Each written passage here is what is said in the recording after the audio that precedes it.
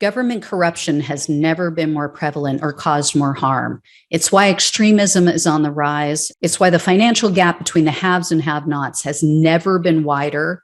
And it's why our planet is at risk of an extinction level tragedy. That's why I need your help to keep exposing the truth about the rot on both sides of the aisle. Become a supporter or a friend of the show today by clicking on the coffee link in the description box below. Friends of the show join me on a Zoom hangout once a month, and you guys can ask me any questions you want, and I can get to know you better. But the most important reason to help is to keep the show alive. Together, we can and will save our country and our planet. Thanks in advance and enjoy the show. Hey everyone, welcome to the show. I have an update to share about one of Trump's Capitol insurrectionists. It's time for an episode of Where Are They Now? Matthew Bledsoe was arrested. Patrick Montgomery was in court. Jonathan Manapa will stay in federal custody. No, I don't take responsibility at all. So 42-year-old, then Ohio resident Justin Stoll now lives in North Carolina. Prior to January 6th, he posted videos online. He was talking about his plans in DC. In one video, he asked viewers if he should take a black flag to the U.S. Capitol. And he explained that the black flag means, quote, no enemy combatants will receive aid. You will get no quarters from me. Basically, if you are an enemy combatant, you will be shot on sight. I know this is the end-all flag. This is the it's too late to give a shit flag. So no quarters, guys. What about dimes, though? Justin, can you spare a dime? Nickel? Nah, okay. Anyway, so Stoll was seen on video at the Capitol. He was wearing a Trump 2020 hat, and he was yelling and cursing at officers, and he was seen and heard on video shouting, quote, DC is a motherfucking war zone. DC's a war zone. You ain't got enough cops, baby. We are at war at the Capitol. We have taken the Capitol. This is our country. So following the Capitol attack, Stoll shared videos of his crimes on YouTube, and he received some less than supportive comments, let's just say, and Stoll didn't appreciate them.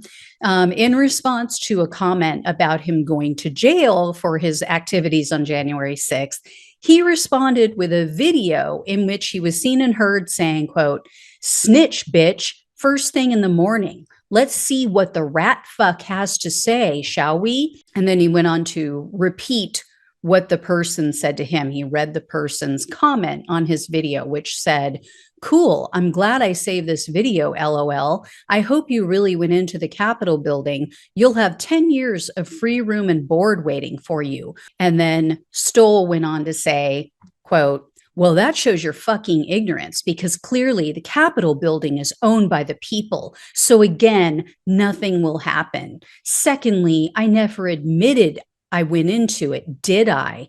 Go watch the video again. Daddy's not stupid. And then he winked.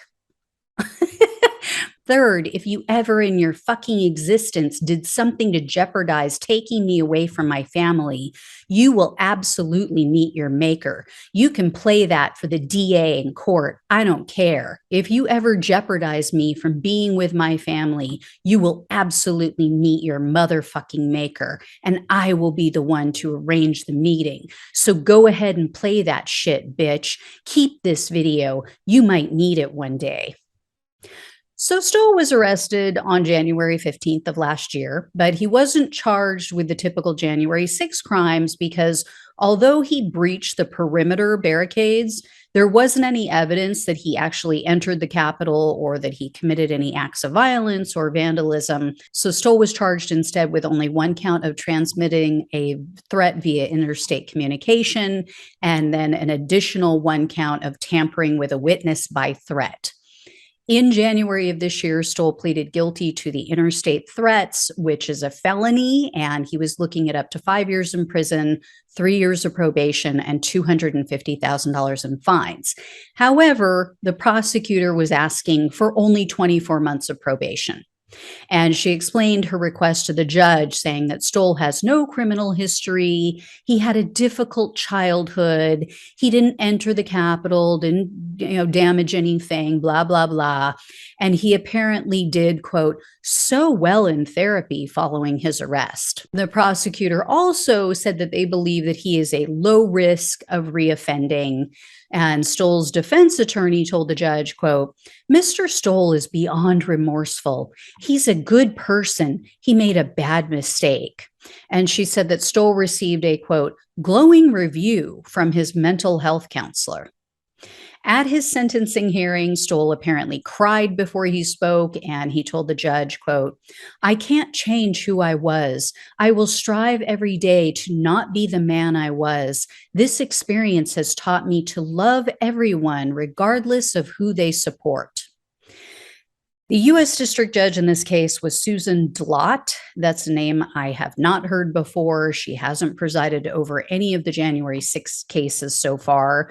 Unfortunately, she gave the government what they asked for. She sentenced Stoll to only 24 months of probation. In addition, Judge Dlott ordered Stoll to submit to drug testing, and he has to refrain from the excessive use of alcohol. Pretty damn pathetic, but, this is the norm now. Even in cases where people are threatening elected officials, they're receiving BS slaps on the wrist and pretty much only probation. And I don't care what side of the aisle you're on. If you threaten someone's life, you should get some time behind bars. This is happening on both sides of the aisle. It happened with the person who threatened Ilhan Omar. It happened with the person who threatened Matt Gaetz. It's just wrong. It shouldn't be happening. So this guy is free. So he was right. Basically, nothing happened. He got some counseling. That's it. Sickening. And then they're all going to act surprised when this happens again. Anyway, guys, when and if I hear more, I'll let you know. Thanks so much for watching and listening. Take care, and I'll talk with you soon.